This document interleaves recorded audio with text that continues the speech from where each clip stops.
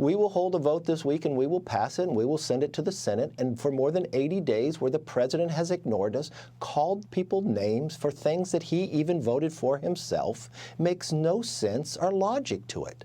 I think as president and the leader of the free world, this is one of the problems. And there was House Speaker Kevin McCarthy on Sunday Morning Futures with me yesterday, slamming the president for refusing to negotiate on the debt ceiling, saying Biden is afraid.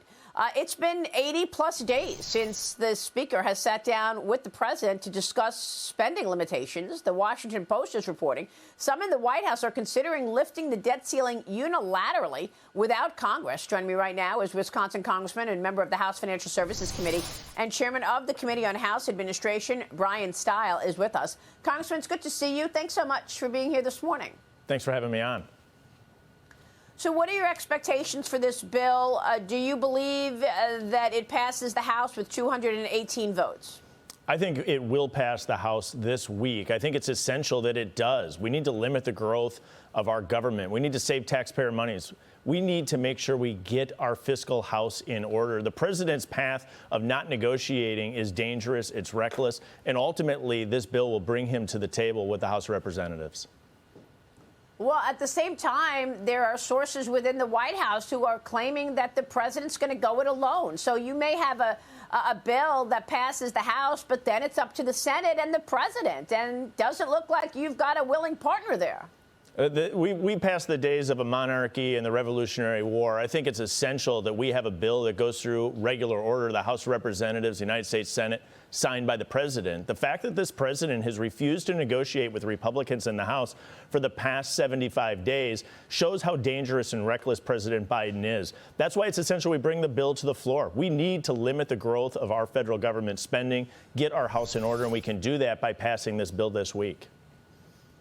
Well, we also understand that the president is mum on all of this speculation about all of the money that he and his family have taken in from communist China. I spoke with the Oversight Committee Chairman James Comer yesterday on Sunday Morning Futures, and he said he now expects at least 12 members of the Biden family have received money from foreign entities. I spoke with Congressman Comer about President Biden and his family and what they were actually being paid for. Watch this.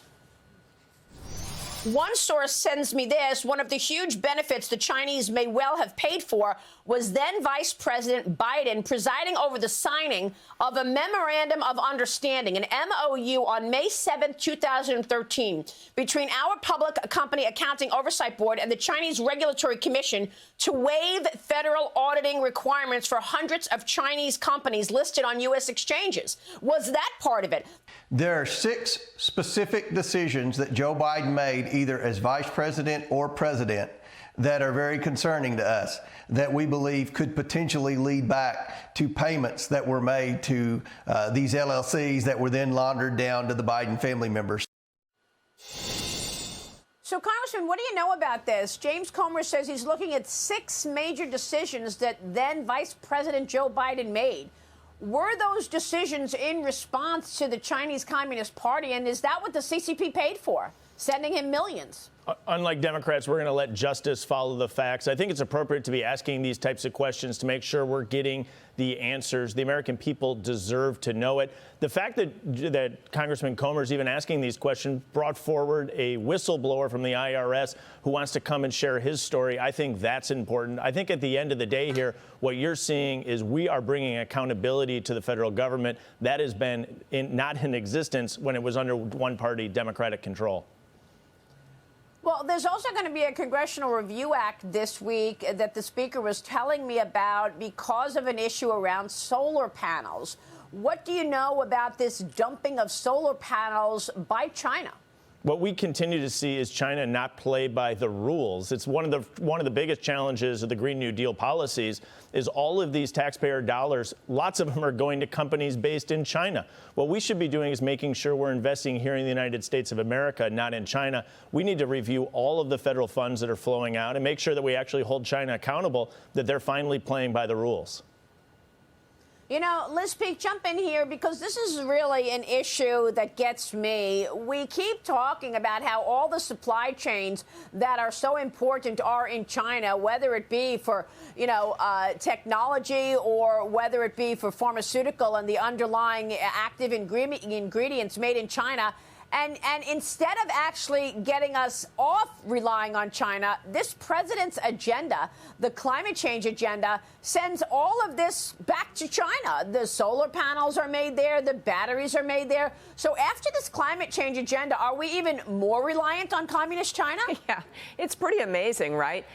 We're all talking about insourcing, and yet, yes, this agenda, I think 70% of the products related to climate solar panels and wind turbines and so forth still do come from China, Maria.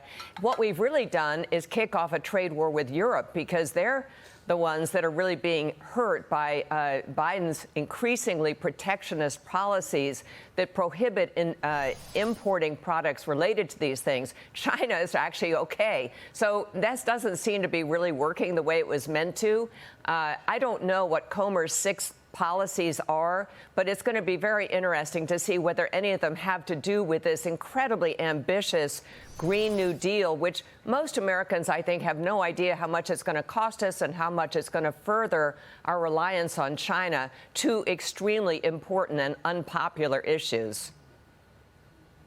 Well, you know what? I mean, I think that at that time when he was vice president, they weren't as aggressive pushing that. So I would venture to guess it's more about giving China access, whether it be getting their companies on our exchanges and not having to follow the rules or buying up land. But we'll see. I mean, the fact that Congressman Comer said there were 6 decisions that he's looking at is quite newsworthy. Congressman, your thoughts on getting those supply chains out of China so we're less reliant on China? Why are we going in the other direction with this climate change agenda? It's beyond frustrating what the Biden administration is doing. When they shoved forward their Green New Deal policies, what they did is they created tax credits where a lot of that money could go to companies based in China. We should be doing that here in the United States. What's essential is what the bill is that we're going to bring to the floor this week. It actually grows the economy. It puts forward pro-energy policies to unleash American energy. So we're investing here in the United States rather than in communist China. All right, and you think he'll get the votes that he needs to pass the House? We'll be watching that, Congressman. Thanks so much. Thank you.